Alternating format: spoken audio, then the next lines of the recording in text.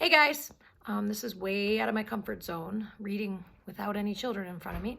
So I figured I'd start with a book, A Weekend with Wendell. And of course, now that my house is quiet, I'm sure the dog will bark or my kids will need me, but we're gonna do our best. So Weekend with Wendell, it's by Kevin Hanks. He's great. And then after I'm done reading, I will email some questions your parents can ask you about the reading, or I will send it via email if you're not on the Facebook page either. So, and then you guys can work on that together.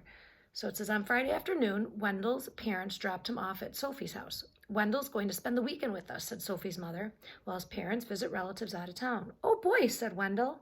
Sophie didn't say anything. And if you look at, remember we talked about body language? Not too sure she's very excited about that. After a snack, Sophie helped Wendell carry his sleeping bag and suitcase upstairs. Well, what are we going to do now? Asked Wendell. Do you have any toys? Sophie pointed to her toy chest. Is that all you've got? Said Wendell. I've got a million times more than that. What else is there to do around here? Well, we could play house, said Sophie. Okay, if I can make the rules, said Wendell. Wendell seems pretty excited, but once again, not too sure about Sophie.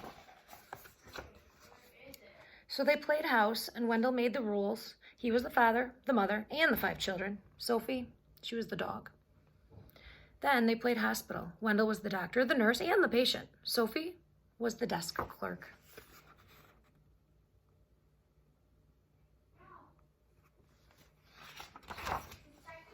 When they pretended they worked in a bakery, Wendell was the baker, and Sophie was a sweet roll. Isn't this fun? Said Wendell.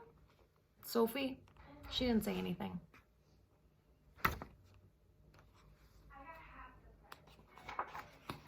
At dinner, Wendell said that he was allergic to anything that was green, so he didn't have to eat his vegetables. And then, when Sophie wasn't looking, he scooped the whipped cream off of her dessert.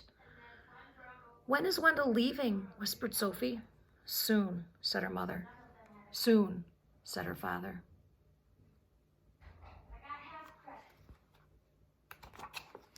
After Sophie's parents tucked Sophie in her bed, zipped Wendell in a sleeping bag, kissed them both, and turned off the light, Wendell grabbed his flashlight and shone it right in Sophie's eyes. See you tomorrow, he said, smiling. Sophie shut her eyes. I can't wait for Wendell to go home, she said to herself.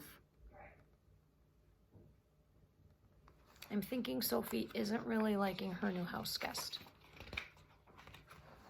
On Saturday morning, when Sophie woke up, there was a lumpy blue monster jumping up and down on her bed. It was Wendell. She felt something pinch her in the leg at breakfast, and it was Wendell. Here he is jumping on her bed. Here he is under the table pinching her. She heard scary noises coming from the broom closet. It was Wendell. Wendell used Sophie's crayons and left them on the porch so they melted. At lunch, Wendell finger painted with his peanut butter and jelly. Isn't this fun? Said Wendell. Sophie didn't say anything. When is Wendell leaving? Whispered Sophie. Soon, said her mother. Soon, said her father. And think about how your mom and dad would feel if your friend came over and drew on the tablecloth with peanut butter and jelly, because I know my mom and dad, they would not be happy with my friend. At bedtime, when Sophie put her head on her pillow, she heard something crunch. And it was a note from Wendell, and it said, see you tomorrow. Sophie shut her eyes. I can't wait for Wendell to go home, she said to herself.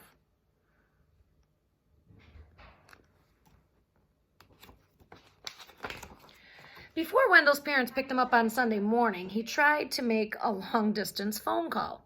He wrote his name on the bathroom mirror with toothpaste. Oh, boy. I don't think that would be very good if you wrote your name on the mirror with toothpaste. And he gave Sophie a new hairdo with shaving cream. Want to go outside and help me wash this off? Asked Sophie. We could play firefighter. Oh boy, said Wendell.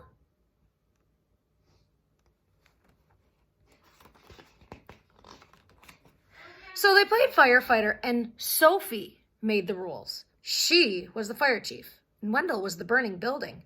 Isn't this fun? Said Sophie. Wendell didn't say anything. And look at Sophie has the hose, and that's Wendell. He's the burning building. Now look at how his face has changed. So has hers. Do I get to be the fire chief? Asked Wendell. Maybe, said Sophie. So finally, she's making some decisions. Soon, Wendell and Sophie, they didn't care who was the fire chief or who was the burning building. And if you can look how their body language changed, they're both smiling and they're both happy and neither one cares who's in charge. Time to go, said Sophie's mother. Time to go, said Sophie's father. Already?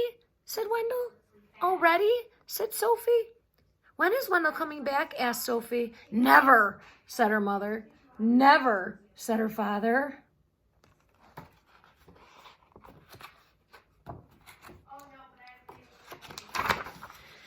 That afternoon, when Wendell unpacked his suitcase, he heard something crunch. And it was a note from Sophie. And it said, I hope I see you soon.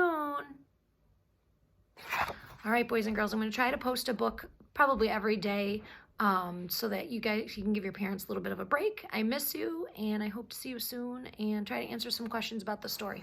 All right? Bye.